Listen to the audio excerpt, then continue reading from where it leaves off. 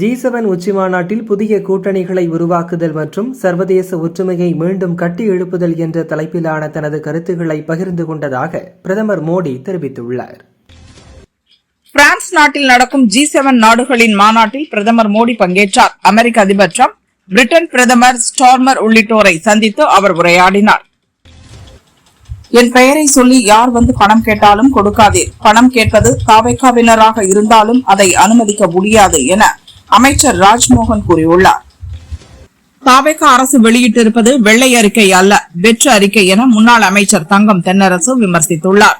தங்களின் இயலாமையை மறைக்கவே இந்த வெள்ளை அறிக்கை வெளியிட்டு நாடகம் நடத்தப்பட்டிருக்கிறதே தவிர வேறு எதற்கும் அல்ல என்றார். போக்குவரத்து கழகங்களின் கடன் அளவு 61,642 கோடியாக உள்ளது. ஒரு கிலோமீட்டர் பஸ் ஓடினால் 53 ரூபாய் நஷ்டமாகிறது. போக்குவரத்து கழகங்கள் வருவாயை உயர்த்தாமல் செலவுகளை இருமடங்காக அதிகரித்துள்ளதாக வெள்ளை அறிக்கையில் தெரிவிக்கப்பட்டுள்ளது. ஆபாசமாக பேசியதாக அலிஷா அப்துல்லா அளித்த புகாரில் கைதான திருச்சி சூர்யா மற்றும் யூடியூபர் முக்தார் அகமது மீது குண்டர் சட்டம் பாய்ந்தது. நீலகிரி, திண்டுக்கல், தேனி, மதுரை, சிவகங்கை, தஞ்சாவூர், ராமநாதபுரம் ஆகிய 7 மாவட்டங்களில் இன்று கனமழைக்கு வாய்ப்புள்ளதாக சென்னை வானிலை ஆய்வு மையம் தெரிவித்துள்ளது.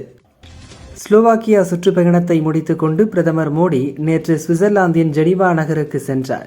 பிரதமர் மோடியை விமான நிலையத்திற்கு சென்று அந்நாட்டு அதிபர் கை பார்மலின் வரவேற்றார். சுவிட்சர்லாந்தில் வரும் 19ஆம் தேதி அமெரிக்கா, ஈரானுக்கு இடையே புரிந்துணர்வு ஒப்பந்தம் கையெழுத்தாகும் என சுவிட்சர்லாந்து வெளியுறவுத்துறை அமைச்சகம் கூறியுள்ளது. சென்னையில் மட்டும் கடந்த 24 மணி நேரத்தில் 12 குற்றங்கள் நடைபெற்றுள்ளது. மக்களுக்கு பாதுகாப்பு கொடுக்க வேண்டியது அரசின் கடமை. தவறு செய்பவர்கள் உயிரோடு இருக்கவே கூடாது என GK வாசன் வலியுறுத்தியுள்ளார்.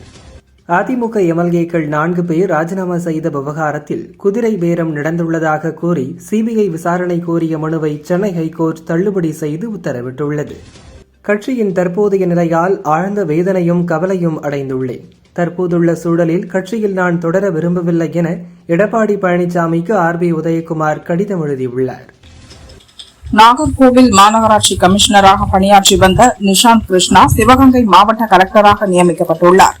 சிவகங்கை கலெக்டராக இருந்த K பொற்குடி சமூக நலத்துறையின் கூடுதல் இயக்குநராக மாற்றப்பட்டு தமிழக அரசு உத்தரவிட்டுள்ளது. வரும் 18இல் சட்டசபை கூடும் நிலையில் அவசரமாக வெள்ளை அறிக்கை வெளியிட்டது ஏன் என கேள்வி எழுப்பிய முன்னாள் நிதியமைச்சர் ஜெயக்குமார், வெள்ளை அறிக்கை மூலம் மக்களை ஏமாற்றாமல் தேர்தல் வாக்குறுதிகளை நிறைவேற்றுங்கள் என்றார். அமைச்சர் ஷாஜகான் அவர் சார்ந்துள்ள கட்சியின் அருமை பெருமைகளுக்கு சமாதி கட்டும் வேலைகளை செய்து வருவதாக மனிதநேய மக்கள் கட்சி தலைவர் ஜவஹருல்லா தெரிவித்துள்ளார். போதைப் பொருள் வழக்கில் தொடர்புடைய ஜான் பிரிட்டோவை தன் உறவினர் என கூறிய திமுக தலைவர் ஸ்டாலினிடம் 1 கோடி ரூபாய் நஷ்ட ஈடு கேட்டு அமைச்சர் ஆதவ் அர்ஜுனா நோட்டீஸ் அனுப்பியுள்ளார். போக்குவரத்து கழகங்களின் கடன் அளவு 61,642 கோடியாக உள்ளது. ஒரு கிலோமீட்டர் பஸ் ஓடினால் 53 ரூபாய் நஷ்டமாகிறது. போக்குவரத்து கழகங்கள் வருவாயை உயர்த்தாமல் செலவுகளை இருமடங்காக அதிகரித்துள்ளதாக வெள்ளை அறிக்கையில் தெரிவிக்கப்பட்டுள்ளது. கனத்த இதயத்தோடு அதிமுகவில் இருந்து விலகுவதாக அறிவித்த முன்னாள் அமைச்சர் விஜயபாஸ்கர், என் மண் மற்றும் மக்களுக்கான வாழ்நாள் அர்ப்பணிப்பு வழக்கம் போல் தொடரும் என அவர் தெரிவித்துள்ளார். பிரான்சில் நடக்கும் G7 மாநாட்டில் கலந்து கொண்ட அமெரிக்க அதிபர் டிரம்ப் உட்பட உலக நாடுகளின் தலைவர்கள் குரூப் போட்டோ எடுத்துக் கொண்டனர். மானாமதுரையில் போலீஸ் விசாரணையில் இறந்த ஆகாஷ் டெலிசனின் உடலை பெற்றுக்கொள்ள பெற்றோர் மறுப்பு தெரிவித்துள்ளனர். இதனால் உடலை அடக்கம் செய்ய தமிழக அரசுக்கு உயர்நீதிமன்ற மதுரை கிளை உத்தரவிட்டுள்ளது. மத்திய அரசு நிர்ணயம் செய்த வரம்புக்கு உள்ளேதான் தமிழகத்தின் கடன் அளவு உள்ளதாக நிதித்துறை கூடுதல் தலைமைச் செயலாளர் சித்திக் கூறியுள்ளார். பாகிஸ்தான் பயங்கரவாதிகள் 7 பேர் டெல்லியில் கைது செய்யப்பட்டுள்ளனர். அவர்களிடமிருந்து சக்தி வாய்ந்த வெடிப்பொருட்கள் மற்றும் போதைப் பொருள் பறிமுதல் செய்யப்பட்டுள்ளது. ஹைதராபாத்தில் அமெரிக்க தூதரகம் அருகே அமைந்துள்ள சாலையின் பெயரை அமெரிக்க அதிபர் டிரம்பின் பெயரில் டொனால்டு டிரம்ப் அவென்யூ என மாற்றப்பட்டு வரும் 23ஆம் தேதி திறக்கப்பட உள்ளது. தென்காசியில் கீழே கிடந்த 35 கிராம் தங்க நகையை மீட்டு உரியவரிடம் ஒப்படைத்த டீ கடை உரிமையாளர் முகமது கானை போலீசார் மற்றும் ஊர் மக்கள் வெகுவாக பாராட்டினர். G7 நாடுகள் மட்டுமே ஒட்டுமொத்த உலகையும் கட்டுப்படுத்திய காலம் முடிந்துவிட்டது. இந்தியாவின் பங்கேற்பு உலக அரங்கில் மாறிவரும் சூழலை பிரதிபலிப்பதாக கனடா பிரதமர் மார்க் கார்னி தெரிவித்துள்ளார். அதிமுகவின் மாநில கலைப்பிரிவு செயலாளராக இருந்த இயக்குநர் RB உதயகுமார் தனது அடிப்படை உறுப்பினர் உள்பட அனைத்து பொறுப்புகளிலிருந்தும் விலகினார். ஒரு செயலியை முடக்கினால் மற்றொரு செயலியில் பகிர்வுகள் நடக்கப் போகிறது. இதற்கு தடை என டெலிகிராம் நிறுவனர் பாவெல் துரோ கூறியுள்ளார். வினாத்தாள் கசிவு என்பது தேர்வு முகமையின் உள்ளே இருக்கும் நபர்களால் நடப்பதை தவிர செயலியால் அல்ல எனவும் சுட்டிக்காட்டியுள்ளார். கூட்டுறவு வங்கிகள் மூலம் ரூபாய் 75,000 வரை விவசாயிகள் பெற்ற பயிர்க்கடன் தள்ளுபடி செய்யப்பட்டுள்ளது. ரூபாய் 75,000 வரை இருந்தால் முழுமையாக தள்ளுபடி, அதற்கு மேல் இருந்தால் ரூபாய் 35,000 வரை தள்ளுபடி செய்யப்பட்டுள்ளது. பயிர்க்கடன் தள்ளுபடியால் அரசுக்கு 5,932 கோடி கூடுதல் செலவினம் ஏற்படும் என முதல்வர் விஜய் தெரிவித்துள்ளார்.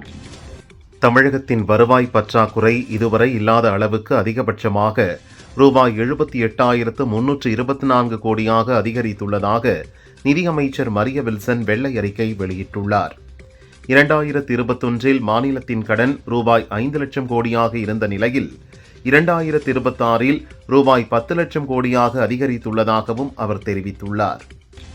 பொதுத்துறை நிறுவனங்களின் கடன்களையும் சேர்த்தால் தமிழகத்தின் உண்மையான கடன் தொகை ரூபாய் 13,18,000 கோடியாக உயர்ந்துள்ளதாக நிதியமைச்சர் மரிய வில்சன் தெரிவித்துள்ளார். தமிழக அரசு ஆண்டுக்கு ரூபாய் 67,000 கோடி வட்டி மட்டுமே செலுத்தி வருவதாகவும் வட்டி செலவு காரணமாக மூலதன செலவு குறைவதாகவும் நிதிநிலை தொடர்பான வெள்ளை அறிக்கையில் தெரிவிக்கப்பட்டுள்ளது. தமிழகத்தில் ஒவ்வொரு தனிநபர் மீதும் ரூபாய் 1,28,934 கடன் இருப்பதாக நிதிநிலை தொடர்பான வெள்ளை அறிக்கையில் மாநில அரசு தெரிவித்துள்ளது. மின் கட்டமைப்பை வலுப்படுத்த ரூபாய் 15,032 கோடியில் 231 புதிய மின் நிலையங்கள் அமைக்கவும், மின் பழுதுகளை சரி செய்ய 15,058 பணியாளர்களை நியமிக்கவும் முதல்வர் விஜய் உத்தரவிட்டுள்ளார். விராலிமலை MLA பதவியை அதிமுக முன்னாள் அமைச்சர் சி. விஜயபாஸ்கர் ராஜினாமா செய்தார். அவரது ராஜினாமா ஏற்கப்பட்டதாக சபாநாயகர் JCD பிரபாகர் அறிவித்துள்ளார். MLA பதவியை ராஜினாமா செய்ததை தொடர்ந்து அதிமுகவிலிருந்து விலகுவதாக சி. விஜயபாஸ்கர் அறிவித்தார். நான் விலகுவது ஒரு கட்சியிலிருந்து அல்ல, என் வாழ்க்கையின் ஒரு அத்தியாயத்திலிருந்து எனவும் அவர் கூறியுள்ளார். விராலிமலை மண்ணையும் மக்களையும் இதயபூர்வமாக வணங்குகிறேன். விராலிமலை மக்களுக்கு என்றும் உண்மையாக செயல்படுவேன். இது ஒரு முடிவு அல்ல, தொடக்கம் என MLA பதவியை ராஜினாமா செய்த சி. விஜயபாஸ்கர் கூறினார். விஜயபாஸ்கர் ராஜினாமாவை தொடர்ந்து தமிழகத்தில் காலியாக உள்ள தொகுதிகளின் எண்ணிக்கை 6ஆக உயர்ந்துள்ளது. திருச்சி கிழக்கு, மதுராந்தகம், அம்பாசமுத்திரம், பெருந்துறை, தாராபுரம் மற்றும் விராலிமலை ஆகிய தொகுதிகள் காலியாக உள்ளன. சென்னை கலைவாணர் அரங்கில் MLA-க்களுக்கு 2 நாட்களுக்கான புத்தாக்க பயிற்சியை முதல்வர் விஜய் குத்துவிளக்கு ஏற்றி தொடங்கி வைத்தார். காலை 10 மணி முதல் மாலை 5 மணி வரை MLA-க்களுக்கு அவையில் கடைபிடிக்க வேண்டியவை சட்டசபை விதிகள் குறித்து பயிற்சி அளிக்கப்படவுள்ளது. இந்த மாடல் அரசு விஜய் மாடல் அரசு என சபாநாயகர் பிரபாகர் தெரிவித்துள்ளார். மாற்றம் பிறந்துள்ளது, மக்கள் மாற்றத்தை தந்துள்ளனர், தமிழகத்தை அமைதி பூங்காவாக்குவோம் என்றார். தமிழக சட்டசபை வரலாற்றை நூலகத்திற்கு சென்று படிக்க வேண்டும் என முதல் முறை MLA-க்களுக்கு சபாநாயகர் JCD பிரபாகர் அறிவுரை கூறினார். மின்கட்டண உயர்வு ஆண்டுதோறும் வழக்கமான ஒன்றாக மாறிவிட்டது என அமைச்சர் நிர்மல்குமார் தெரிவித்துள்ளார். மக்களுக்கு பாதிப்பு ஏற்படாத வகையில் மின்கட்டண உயர்வை முதல்வர் பரிசீலித்து தெரிவிப்பார் என்றார்.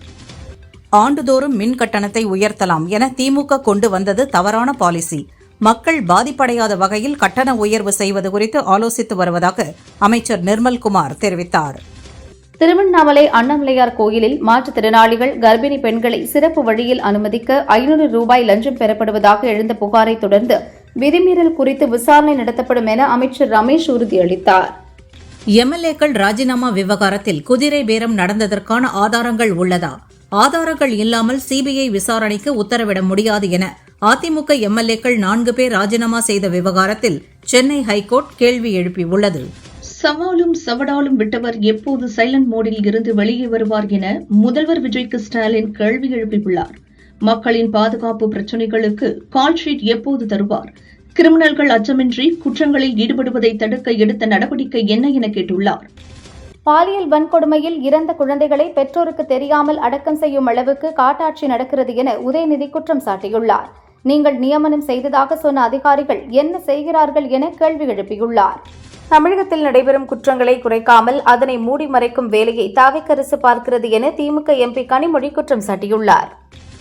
பாஜக மாநில தலைவர் நயினார் நாகேந்திரன் நடிகர் ரஜினிகாந்தை சந்தித்தார். அப்போது பிரதமர் மோடியின் 12 ஆண்டுகால சாதனை புத்தகத்தை ரஜினியிடம் வழங்கினார். பெண்களுக்கு எதிரான பிரச்சனையை தடுப்பேன் என கூறிதானே ஆட்சிக்கு வந்தீர்கள், பின் ஏன் தடுக்க முடியவில்லை என பொன் ராதாகிருஷ்ணன் கேள்வி எழுப்பியுள்ளார். குற்றங்களை தடுக்க அவகாசம் கேட்டால் தமிழகம் நாசமாகிவிடும். சிங்கப்பெண் அதிரடிப்படையை பாதுகாக்க இன்னொரு அதிரடிப்படையை உருவாக்க வேண்டுமா என கேட்டுள்ளார். 3 வயது குழந்தையை பாலியல் வன்கொடுமை செய்து கொலை செய்த சம்பவத்திற்கு பொறுப்பேற்று முதல்வர் விஜய் ராஜினாமா செய்ய வேண்டும். தாவேக ஆட்சி தமிழகத்திற்கு ஒரு துரதிருஷ்டம் என ராஜா கடுமையாக விமர்சித்தார். திருச்சி கிழக்கு தொகுதியில் முதல்வர் விஜய் வெற்றி பெற்றதை எதிர்த்து சென்னை ஹைகோர்ட்டில் திமுக வேட்பாளர் இனிகோ இருதயராஜ் தேர்தல் வழக்கு தொடர்ந்துள்ளார். அமைச்சர் செங்கோட்டையன் தாக்கல் செய்த வேட்புமனுவில் குளறுபடி உள்ளது. காலாவதியான நோட்டரி சான்றொப்பத்தை ஏற்ற தேர்தல் அதிகாரியின் செயல் சட்டவிரோதம். எனவே அவர் வெற்றி செல்லாது என அறிவிக்க கோரி அதிமுக வேட்பாளர் பிரபு ஹைகோர்ட்டில் தேர்தல் வழக்கு தாக்கல் செய்துள்ளதாக எம்பி இன்பதுரை கூறினார். நீட் தேர்வு எழுத வரும் மாணவர்களுக்கு இவ்வளவு கெடுபிடிகளா என கேள்வி எழுப்பிய அண்ணாமலை, நீட் மறுதேர்வுக்காக வகுக்கப்பட்டுள்ள நடைமுறைகள் சிக்கலை தீர்க்காமல் மாறாக புதிய சிக்கல்களை உருவாக்கும் அபாயத்தை கொண்டிருக்கிறது என கவலை தெரிவித்துள்ளார். மேற்கு வங்கத்தில் மாதம் 3000 ரூபாய் என்ற தேர்தல் வாக்குறுதியை பாஜக நிறைவேற்றி சொன்னதை செய்துள்ளது என மத்திய இணையமைச்சர் எல் முருகன் தெரிவித்துள்ளார். தமிழக அரசு பெண்களுக்கு மாதம் 2500 ரூபாய் கொடுப்பது எப்போது? தாவேக பெண்களை ஏமாற்றிவிட்டது என்றார். G7 உச்சி மாநாட்டில் கலந்து கொள்ள பிரான்சின் ஏவியான் நகரை வந்தடைந்தேன். உலக தலைவர்களுடன் கலந்துரையாடுவதற்கும் முக்கிய உலகளாவிய பிரச்சினைகள் குறித்து கருத்துக்களை பரிமாறிக்கொள்வதற்கும் ஆவலுடன் காத்திருக்கிறேன் என பிரதமர் மோடி தெரிவித்துள்ளார். நீட் மறுதேர்வு நடக்கும் வரை நாடு முழுவதும் டெலிகிராமுக்கு மத்திய அரசு தற்காலிக தடை விதித்துள்ளது. வினாத்தாள் கசிவை தடுக்கும் வகையில் ஜூன் 22ஆம் தேதி வரை டெலிகிராம் சேவைக்கு கட்டுப்பாடு விதித்துள்ளது. இருமல் மருந்துகள் உட்பட அனைத்து வகையான மருந்துகள் விநியோகத்திற்கு புதிய கட்டுப்பாடுகளை மத்திய சுகாதார அமைச்சகம் விதித்துள்ளது. மருத்துவரின் பரிந்துரை சீட்டு இல்லாமல் நேரடியாக கடைகளில் இருமல் மருந்துகளை இனி விற்கக்கூடாது என அறிவுறுத்தியுள்ளது. உள்நாட்டில் தயாரிக்கப்பட்ட அதிநவீன நீண்ட தூர தரை தாக்குதல் குரூஸ் ஏவுகணையை DRDO வெற்றிகரமாக சோதித்தது. இது 1500 கிலோமீட்டர் தூரம் வரை சென்று இலக்குகளை துல்லியமாக தாக்கும். ரேடார்களில் சிக்கிக் கொள்ளாதவாறு மிக குறைந்த உயரத்தில் தரை மற்றும் கடல் மட்டத்தை ஒட்டி பறக்கும் திறன் கொண்டது. இந்திய ராணுவ லடாக் ஸ்கவுட் பிரிவு கர்னலாக தமிழகத்தின் வத்ரா இருப்பைச் சேர்ந்த விஜயகுமார் பொறுப்பேற்றார். முந்தைய கர்னல் ரஞ்சன்குமார் தன் பொறுப்புகளை விஜயகுமாரிடம் ஒப்படைத்து பதவி பிரமாணம் செய்து வைத்தார். அமெரிக்காவின் புகழ்பெற்ற டைம் இதழின் செல்வாக்கு மிகுந்த 100 விளையாட்டு வீரர்களின் பட்டியலில் இந்திய கிரிக்கெட் வீராங்கனை ஸ்மிருதி மந்தனா இடம்பெற்று கௌரவத்தை பெற்றுள்ளார். வடமேற்கு சீனாவின் கிங்காய் மாகாணத்தில் உள்ள ஹைக்சி என்ற இடத்தில் சக்தி வாய்ந்த நிலநடுக்கம் ஏற்பட்டது. இது ரிக்டர் அளவுகோலில் 6.3 பதிவானது. ஈரானுடனான போரை முடிவுக்கு கொண்டுவரும் புரிந்துணர்வு ஒப்பந்தத்தில் இரு நாடுகளும் மின்னணு முறையில் கையொப்பமிட்டுவிட்டதாக அமெரிக்க அதிபர் ட்ரம்ப் தெரிவித்துள்ளார். சுவிட்சர்லாந்தில் ஜூன் 19 ஒப்பந்தம் முறையாக கையெழுத்தாக உள்ளது என்றும் கூறினார். போர் நிறுத்த புரிந்துணர்வு ஒப்பந்தத்தின்படி ஈரானுக்கு அமெரிக்கா ரூபாய் 3000 கோடி வழங்குவதாக பரவும் செய்தி உண்மையில்லை. இது ஜனநாயக கட்சியினரால் பரப்பப்பட்ட ஒரு பொய்யான செய்தி என அமெரிக்க அதிபர் ட்ரம்ப் தெரிவித்துள்ளார். ஈரான் போர் முடிவுக்கு வந்து அமைதி திரும்பியதால் அடுத்ததாக யுக்ரைன் போரை முடிவுக்கு கொண்டு வருவதில் தனது அரசு முழு கவனம் செலுத்த உள்ளதாக அமெரிக்க அதிபர் ட்ரம்ப் கூறியுள்ளார். அமெரிக்காவின் முற்றுகை, ஹார்மூஸ் ஜலசந்தி திறப்பு உள்ளிட்டவை அடங்கிய அமைதி ஒப்பந்தம் ஜூன் 19ஆம் தேதி முதல் அமலுக்கு வரும் என ஈரான் வெளியுறவு அமைச்சர் அப்பாஸ் அராக்சி அறிவித்துள்ளார். பிரதமர் மோடிக்கு ஸ்லோவேக்கியா நாட்டின் மிக உயரிய விருது the order of the white double cross வழங்கி கௌரவிக்கப்பட்டுள்ளது. அதிபர் பீட்டர் பெலக்ரினி இந்த விருதை மோடிக்கு வழங்கினார். ஜெயலலிதா ஆட்சி காலத்தில் கட்சி பணிகளில் ஈடுபடாதவர்கள்தான் இப்போது தாவேகா பக்கம் செல்கிறார்கள். சி. விஜயபாஸ்கரின் செயல் பொறுப்பற்றது என முன்னாள் அமைச்சர் ராஜேந்திர பாலாஜி கூறியுள்ளார். விஜயபாஸ்கர் எம்எல்ஏ பதவியை ராஜினாமா செய்ததை தொடர்ந்து புதுக்கோட்டையில் அதிமுகவினர் பட்டாசுகள் வெடித்து கொண்டாட்டத்தில் ஈடுபட்டதோடு துரோகி ஒழிக என முழக்கங்களை எழுப்பினர். கும்மிடிப்பூண்டியில் 3 வயது நிரம்பாத பெண் குழந்தை பாலியல் வன்கொடுமைக்கு ஆளாக்கப்பட்டதும் கொடூரமான காயங்களால் இறந்து போனதும் மனிதகுலத்தையே தலைகுனிய வைக்கும் அவலம் என கமல்ஹாசன் கூறியுள்ளார். நாகரிகம் அடைந்த சமூகம்தானா நாம் என்கிற கேள்வியை முகத்தில் அறைந்தாற்போல் எழுப்புகிறது இந்த துயர சம்பவம் என தெரிவித்துள்ளார். விவசாயிகளின் பயிர்க்கடன் தள்ளுபடியில் அனுபவம் இல்லாததால் தாவேக் அரசு பல குளறுபடிகளை ஏற்படுத்துகிறது. விவசாயிகளுக்குள் வேறுபாட்டை ஏற்படுத்தும் வகையில் கடன் தள்ளுபடியில் பாரபட்சம் காட்டுவது அழகல்ல என எடப்பாடி பழனிசாமி கூறியுள்ளார். பாலியல் வன்கொடுமை வழக்குகளில் கடும் நடவடிக்கை தேவை என பாமக எம்எல்ஏ சௌமியா அன்புமணி வலியுறுத்தியுள்ளார். சிறப்பு நீதிமன்றங்கள் அதிகப்படுத்தப்பட வேண்டும், பாலியல் தொடர்பான வழக்குகளுக்கு 1 மாதத்தில் தண்டனை வழங்கப்பட வேண்டும் என்றார். சுமை தூக்கும் ஒட்டகத்தை அதன் முதலாளி ஏமாற்றுவது போல தமிழக விவசாயிகளை வஞ்சிக்கும் தாவேக் அரசுக்கு கண்டனம் என பயிர்க்கடன் தள்ளுபடி குறித்து எடப்பாடி பழனிசாமி தெரிவித்துள்ளார். கடந்த மாதம் ஆந்திராவில் நடந்த தேசிய சீனியர் பேட்மிண்டன் போட்டியில் வென்று கோப்பையை கைப்பற்றிய புதுச்சேரி மாணவர் பிரஜன் முதல்வர் ரங்கசாமியை சந்தித்து வாழ்த்து பெற்றார். இதன் மூலம் பிரஜன் சீனியர் பிரிவு தரவரிசையில் முதலிடம் பெற்றுள்ளார். தலைமை என்பது அதிகாரமோ ஆணவமோ அல்ல, அர்ப்பணிப்பு மிகுந்த அரவணைப்பு என அதிமுக முன்னாள் அமைச்சர் விஜயபாஸ்கர் தெரிவித்துள்ளார். உழைக்கும் தொண்டர்களின் மனதை வெல்ல முடியாத தலைமை மக்கள் மனதை எப்படி வெல்லும் என மறைமுகமாக பழனிசாமிக்கு கேள்வி எழுப்பியுள்ளார். மக்கள் மீதும் பெண்கள் மற்றும் குழந்தைகள் மீதும் தாவேக அரசுக்கு எந்த அக்கறையும் கிடையாது என்கிறார் எம்பி கனிமொழி. புதுச்சேரியில் கூட்டணிக்கு தலைமை தாங்கியது திமுக தான், தோல்விக்கு அவர்கள்தான் காரணம். தாவேகவை குறைத்து மதிப்பிட்டதுதான் திமுக தோல்விக்கு காரணம். எதிரியை திமுக சரியாக மதிப்பீடு செய்யவில்லை என புதுச்சேரி காங்கிரஸ் தலைவர் வைத்தியலிங்கம் கூறினார். முதல்வர் விஜய் தேர்தல் அறிக்கையின்படி சிறு குறு விவசாயிகளின் பயிர்க்கடனை முழுமையாக ரத்து செய்ய வேண்டும் என அன்புமணி வலியுறுத்தியுள்ளார். நடுத்தர பெரு விவசாயிகளின் பயிர்க்கடனில் 50% தள்ளுபடி செய்ய அரசு முன்வர வேண்டும் என வலியுறுத்தியுள்ளார். ஒரே ஒரு நிகழ்வு ஆட்சி மாற்றத்தையே ஏற்படுத்திவிடும், சட்டசபையில் கண்ணியத்தை கடைபிடியுங்கள் என புதிய எம்எல்ஏக்களுக்கு சபாநாயகர் பிரபாகர் அறிவுறுத்தினார். பெண்களுக்கு எதிரான வன்கொடுமை கடந்த காலங்களில் நடக்கவில்லையா என புதுச்சேரி காங்கிரஸ் தலைவர் வைத்தியலிங்கம் கேள்வி எழுப்பியுள்ளார். புதுச்சேரியிலும் காங்கிரஸ் தாவேக கூட்டணி தொடர்கிறது என்றார். நான் பேசாமல் அமைதி புரட்சியை செய்வேன் என மக்களுக்கு நிரூபித்து காட்டியுள்ளார் முதல்வர் விஜய் என சபாநாயகர் ஜே.சி.டி. பிரபாகர் புகழாரம் சூட்டினார்.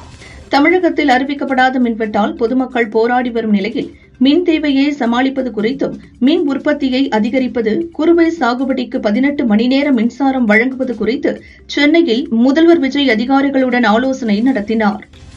புதுச்சேரியில் ரங்கசாமி தலைமையிலான அமைச்சரவை நாளை விரிவாக்கம் செய்யப்படுகிறது. அமைச்சரவை விரிவாக்கம் நடந்த பிறகு சட்டசபை கூடும் என அறிவிக்கப்பட்டுள்ளது.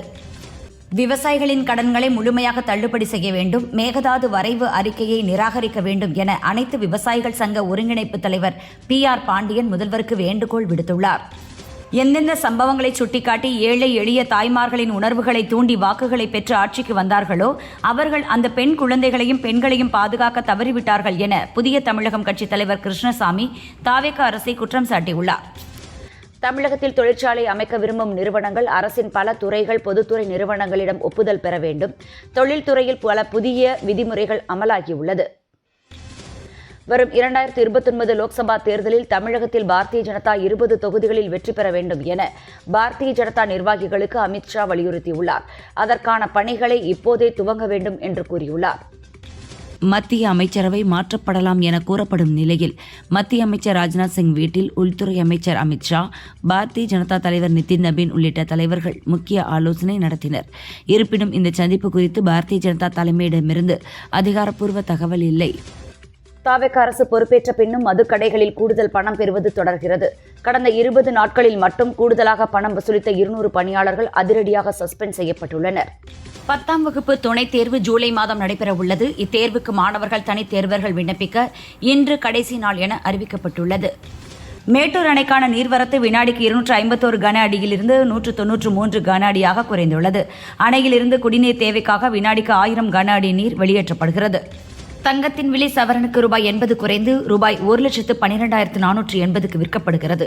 கிராமுக்கு ரூபாய் 10 குறைந்து 14,060க்கு விற்பனை செய்யப்படுகிறது. வெள்ளி விலை கிராமுக்கு ரூபாய் 5 குறைந்து ரூபாய் 275க்கு விற்பனையாகிறது. கன்னியாகுமரி அருகே சின்னமுட்டம் மீன்பிடி துறைமுகத்தில் திடீரென விசைப்படகு ஒன்று தீப்பற்றி எரிந்தது. தீயணைப்பு வீரர்கள் போராடி தீயை அணைத்தனர். படகின் விலை ரூபாய் 1 கோடி என கூறப்படுகிறது. மீன்பிடி தடைக்காலம் நீங்கி கடலுக்கு மீன்பிடிக்க சென்ற செங்கல்பட்டு மாவட்ட மீனவர்களின் வலையில் டன் கணக்கில் குப்பை சிக்கியதால் பெரும் ஏமாற்றம் அடைந்தனர். மீன்கள் கிடைக்காத வருத்தத்தில் மீனவர்கள் கரை திரும்பினர். வடமாநில தொழிலாளர்களின் விவரங்களை சேகரிக்காவிட்டால் கடும் நடவடிக்கை எடுக்கப்படும் என திருவள்ளூர் மாவட்ட காவல்துறை எச்சரித்துள்ளது. தமிழக அரசு பல்கலைக்கழகங்களில் காலியாக உள்ள துணைவேந்தர் பணியிடங்களை உடனே நிரப்ப வேண்டும் என ராமதாஸ் வலியுறுத்தியுள்ளார். 22 மாநில பல்கலைக்கழகங்களில் 16 பல்கலைக்கழகங்களுக்கு துணைவேந்தர் பணியிடங்கள் காலியாக இருக்கிறது என்றார். நீட் மறுதேர்வுக்கான வினாத்தாள்களை மதுரையிலிருந்து நெல்லைக்கு ராணுவ ஹெலிகாப்டரில் கொண்டு வருவதற்கான ஒத்திகை நெல்லை ஆயுதப்படை மைதானத்தில் நடந்தது. ஆம்னி பேருந்துகளில் கூடுதல் கட்டணம் வசூலிப்பதை தடுக்க அரசுக்கு மனம் இல்லையா? உயர்நீதிமன்ற மதுரை கிளை நீதிபதிகள் கேட்டுள்ளனர். ஜூன் 1 முதல் 14ஆம் தேதி வரை மட்டும் மது அருந்திவிட்டு வாகனம் ஓட்டியதாக தமிழகத்தில் 16,031 பேர் மீது வழக்கு பதிவு செய்யப்பட்டுள்ளது. விதிமீறியவர்களிடமிருந்து 3,13,00,000 ரூபாய் அபராதம் வசூலிக்கப்பட்டுள்ளதாக போலீசார் தெரிவித்துள்ளனர். கோவை மாவட்டம் மேட்டுப்பாளையத்தில் வனத்தில் இருந்து வெளியேறிய புள்ளிமான் ஒன்று நாய்கள் துரத்தியதால் வழித்தவறி நகர பகுதிக்குள் புகுந்தது. தகவல் அறிந்த வனத்துறையினர் பதற்றத்தில் சுற்றித் திரிந்த மானை பத்திரமாக மீட்டு வனப்பகுதிக்குள் விடுவித்தனர். தாவேக அரசின் பயிர்க்கடன் தள்ளுபடி ஏமாற்றம் அளிப்பதாக தெரிவித்த தமிழக விவசாயிகள் சங்கம் வரும் 22ஆம் தேதி தமிழகம் முழுவதும் ஆர்ப்பாட்டம் நடத்தப்படும் என அறிவித்துள்ளது.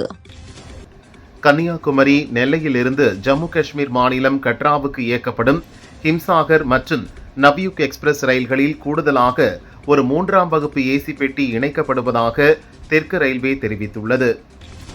நீலகிரி மாவட்டம் உதகை நீதிமன்றத்துக்கு இமெயில் மூலம் வெடிகுண்டு மிரட்டல் விடுக்கப்பட்டது. மோப்பநாய் உதவியுடன் வெடிகுண்டு தடுப்பு நிபுணர்கள் சோதனை நடத்தியதில் மிரட்டல் வெறும் புரளி என தெரிய வந்தது. உத்தரப்பிரதேச முசாஃபர் நகரில் 24 வயது பெண்ணுக்கு போதைப் பொருள் கொடுத்து கூட்டு பாலியல் வன்கொடுமை செய்யப்பட்ட சம்பவத்தில் குற்றவாளிகளை பிடிக்க 3 குழுக்கள் அமைக்கப்பட்டுள்ளதாக தலைமை காவல் கண்காணிப்பாளர் சஞ்சய் குமார் தெரிவித்துள்ளார். ஸ்லோவாக்கியா சென்ற பிரதமர் மோடி அந்நாட்டு அதிபர் பெலிக்ரினியுடன் இணைந்து அங்கு நடந்த யோகா பயிற்சி முகாமை பார்வையிட்டார். இளைஞர்கள் யோகா பயிற்சி செய்வது மகிழ்ச்சி அளிப்பதாக பிரதமர் மோடி பதிவிட்டுள்ளார். நாக்பூரில் விமானப்படை அதிகாரியின் மனைவியை மயக்க மருந்து கொடுத்து பாலியல் வன்கொடுமை செய்ததுடன் கட்டாய மதமாற்றம் செய்த விவகாரத்தில் 2 பேரை போலீசார் கைது செய்தனர். ஹஸ்ரத் மௌலானா என்ற மேலும் ஒருவரை போலீசார் தேடி வருகின்றனர். அமெரிக்காவில் விமானப்படையின் B-52 ரக குண்டுவீச்சு விமானம் கீழே விழுந்து நொறுங்கி விபத்துக்குள்ளானது. இதில் 8 பேர் இறந்தனர். ஈரானுடன் போர் நிறுத்தம் ஏற்பட்டுள்ள சூழலிலும் லெபனான், காசா பகுதிகள் மீதான ராணுவ தாக்குதல் தொடரும் என இஸ்ரேல் பிரதமர் நெதன்யாகு திட்டவட்டமாக தெரிவித்துள்ளார். உலகக்கோப்பை கால்பந்து தொடரின் குரூப் F பிரிவில் உள்ள எகிப்து, பெல்ஜியம் அணிகள் மோதிய ஆட்டம் 1-1 என்ற கோல் கணக்கில் டிரா ஆனது. மத்திய அரசின் இயல், இசை, நடனம், நாடகத்திற்கான சங்கீத நாடக அகாடமி விருது அறிவிக்கப்பட்டுள்ளது. இதில் நாடகம் மற்றும் கலைத்துறையில் சிறப்பாக பணி செய்தமைக்காக நடிகர் வாகி சந்திரசேகருக்கு யுவ புரஸ்கார் தேசிய விருது அறிவிக்கப்பட்டுள்ளது. பாரதி ராஜாவின் புதிய வார்ப்புகள் படம் மூலம் சினிமாவில் அறிமுகமான இவர் 300க்கும் அதிகமான படங்களில் நடித்துள்ளார். சினிமாவிற்கு வருவதற்கு முன் நாடகத்துறையில் பணியாற்றினார். இயல், இசை, நாடகமன்றத்தின் தலைவராக இருந்தார். இந்த விருதுக்காக மத்திய அரசுக்கு சந்திரசேகர் நன்றி தெரிவித்துள்ளார். நடிகை சுனைனா துபாயை சேர்ந்த யூடியூபர் காலில் அல் அமேரி என்பவரை காதலித்தார். 2024 இவர்களுக்கு நிச்சயதார்த்தம் நடைபெற்றது. அதன்பின் திருமணம் பற்றி எந்த அறிவிப்பும் இல்லை. திடீரென வலைதளங்களில் காலித்துடன் இருந்த போட்டோக்களை நீக்கிவிட்டார் சுனைனா. இவர்களது திடீர் பிரிவிற்கான காரணம் தெரியவில்லை. நாக் அஸ்வின் இயக்கத்தில் பிரபாஸ், தீபிகா படுகோனே, கமல், அமிதாப் பச்சன் நடிப்பில் 2024 வெளியாகி வரவேற்பை பெற்ற படம் கல்கி 2898 AD. இதன் 2ஆம் பாக படப்பிடிப்பு நடக்கிறது. முதல் பாகத்தில் நடித்த தீபிகா நடிக்கவில்லை. அவருக்கு பதிலாக சாய் பல்லவி நடிப்பதாக செய்தி வெளியானது. இதுபற்றி நாக் அஸ்வின் கூறுகையில், படத்தில் முக்கியமானது தீபிகா நடித்த சுமதி கதாபாத்திரம். தீபிகாவிற்கு பதில் சாய் பல்லவி நடிக்கிறார் என்பது யூகம்தான். அந்த கதாபாத்திரத்தை மாற்ற முடியாது என்றார்.